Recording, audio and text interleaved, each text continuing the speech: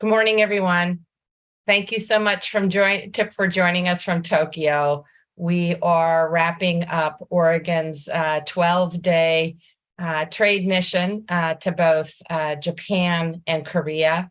Our timing was perfect for Oregon to rekindle and strengthen our existing trade relationships in these two countries, our sixth and fourth largest trading partners.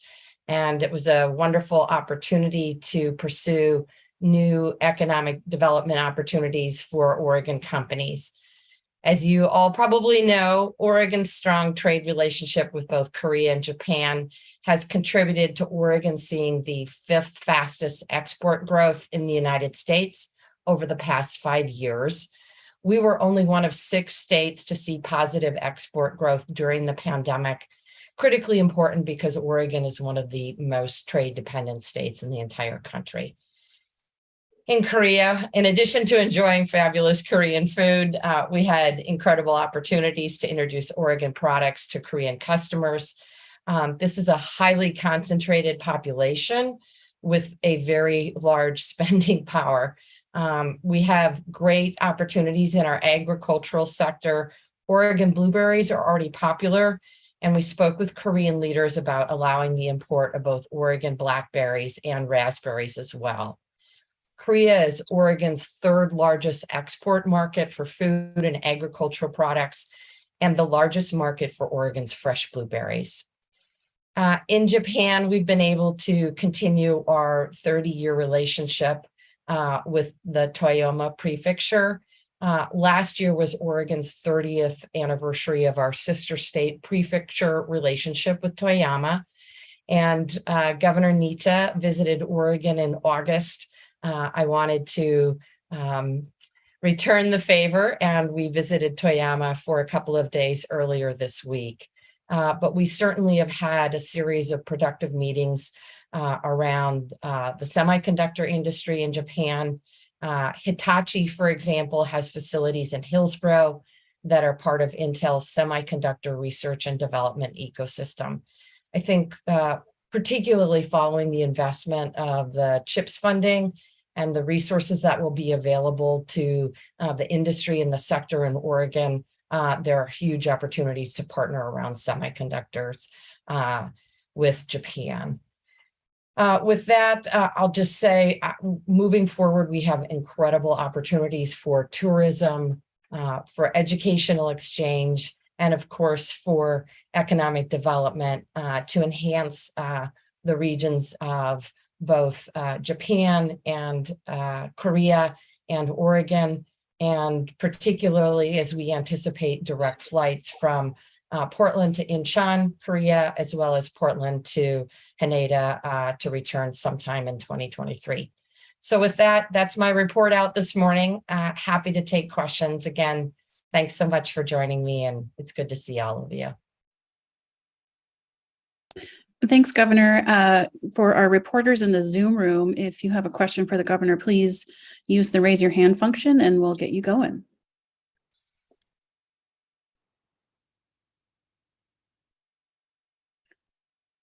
All right. Governor, first question is going to go to Elliot with the Oregonian. Go ahead, Elliot. Thank you, Governor. I was hoping you could elaborate a little bit on the semiconductor industry and can you speak to what some of the kinds of investments that you were talking to companies and others about in Japan and Korea in that industry? With the help of the U.S. Embassy, we had 2 roundtables, one in Japan and one in Korea. Great foreign direct investment roundtables with companies from the semiconductor industry in both countries. I will say the dynamics around Korea and Japan are a bit different. In Japan, it was very clear that when our semiconductor industry is doing well, the Japanese businesses that are engaged in this sector also benefit. And Hitachi is a great example of that. And we had a great meeting with them. In Korea, the dynamics are a little different, but I fully expect that the meetings that we had, it was an extensive roundtable with several companies.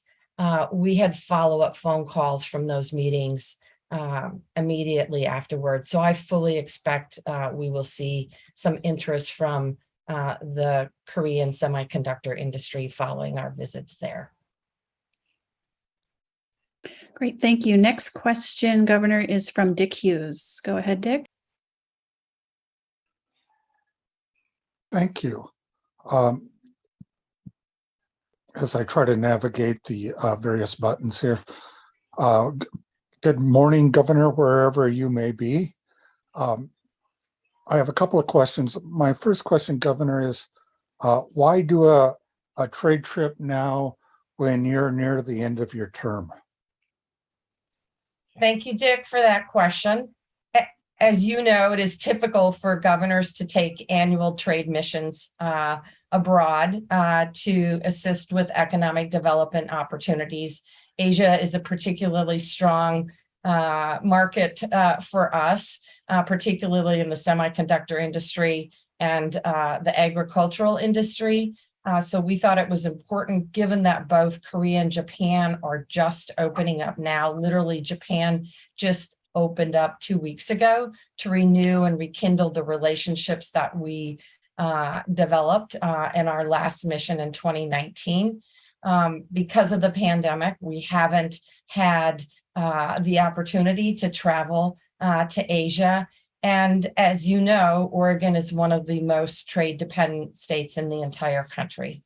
And then lastly, I think it's incredibly important at this time in my administration for us to reconnect with our partners in Japan and Korea to set up the ongoing relationships for the next administration. I think it's fair to say that Oregon export growth was absolutely strong during the pandemic. That verified our efforts to come to Asia prior to the pandemic. And I'm confident that our visits here will continue to result in economic growth for both Oregon and the companies that we are working with. What is most important about Asia, however, and particularly Japan and Korea and then other countries, is the fact that in order to do business, you have to develop personal relationships. And while I certainly have had the opportunity to do that in times past, given the break that the pandemic caused, it was really important to renew these friendships and to rekindle economic development opportunities. Thank you. And one other question, and this may sound odd, but my question is, what did you learn about Oregon from this trip that you might not have known before? I have to tell you, both Korea and Japan love Oregon blueberries. And I knew that these countries loved this Oregon product, but it blew me away. Everywhere we went, folks talked about Oregon blueberries, and they're being very creative in their use. From every morning for breakfast to making sure they're used in treats such as frozen yogurt pops and, of course, yogurt, and I suspect a little bit of ice cream. I was just blown away. The other product that, of course, I am well aware that both the Japanese and Koreans were very excited about was Oregon Pinot Noir. And we were very pleased to have the executive director of the Oregon Wine Board accompanying us on this trip. Thank you. Thank you. Thanks, Dick. Next question goes to Peter Wong with the Portland Tribune. Hi, good morning over there. Variation on Dick's question. Oregon has built these relationships over 3 decades or so, ever since Victor Tia was governor. I know governors change, governments in the host countries change. How does Oregon sustain a relationship, given that obviously there will be changes inevitably in both state and national government leadership? So let me talk about the personal relationships first, and then I'll talk about the economic relationships. So the personal relationships. We had a women's leadership meeting in Toyama with women leaders from the prefecture yesterday. And one of the women came up to me and she had a photo from the Oregon State Capitol that she traveled to 29 years ago. And she was literally sitting in the governor's desk. And she had held on to that photo for over 28 years. And she didn't even know where she was at the time. She was a young girl. And now obviously she's a grown woman and she still has that photo. That's the level that the Japanese, I think, treasure their relationships with Oregonians and Americans. Governor Nita, who is a novice politician, 2 years as governor of the prefecture of Toyama, he told a story about hanging out with Governor Atia. They were smoking at the time. And Governor Atia, as you know, was really responsible for Oregon's tremendous relationship with Japan. But Governor Nita, now a new politician, remembers hanging out with our very own Governor Atia. So that's the personal relationships. Let me tell you one story in terms of our efforts to be on trade mission before. In 2019, we met with a number of companies while we were in Seoul. As a result, the company Coupang, which is a Korean, it's like the Amazon Korean. They would argue it's better and faster and more efficient. I'm not going to get engaged in that. They have a relationship with the Oregon Food Products Company, and that was directly the product of our 2019 trade mission. Thank you, and I hope the woman doesn't ask for your chair when you come back. I will say the Japanese women were quite tickled when I told them that all 3 candidates for governor were women. They got a kick out of that. Thanks, Peter. Governor, we are going to go back to Elliot Neuse with the Oregonian. Go ahead, Elliot. Thank you. Governor, given the interest that you heard on your trade mission and the urgency that's been expressed on the semiconductor issue, are you contemplating a special session to examine examine some of the task force priorities that have been identified, and how do you envision handing that issue off to the next governor and legislature? Thanks, Elliot. Well, I think it's absolutely critical to seize the opportunities in front of us now in the highly competitive semiconductor industry. Excited, very, very excited to see Oregon continue to attract and grow semiconductor companies, and frankly, to create a productive environment for the industry. As you're well aware, I'm investing $1 million in from the Strategic Reserve Fund for industrial land readiness. And we have been working on a package since spring to be ready for day one of the 2023 legislative session. I think there's a couple of things that are incredibly important, and these were highlighted by our meetings in both, frankly, Korea and Japan. Number one, the opportunities around workforce development. As you know, we have invested $200 million in Future Ready Oregon. We are still discussing with key legislators and my team about do we direct specific dollars from Future Ready Oregon to enhance the workforce development opportunities for this particular industry. We are absolutely committed to our ongoing work to streamline environmental regulatory process. I asked the legislature for resources for DEQ. They delivered on that. I fully expect that to be part of a package for 2023. I'm very excited about the work we are doing around industrial land readiness and creating toolkits for local communities, local regions, and obviously incredibly important that we target our support for our higher education institutions to enhance curriculum and integrate the incredible workforce opportunities for Future Ready Oregon. Interestingly enough, one of my most, I'll just say,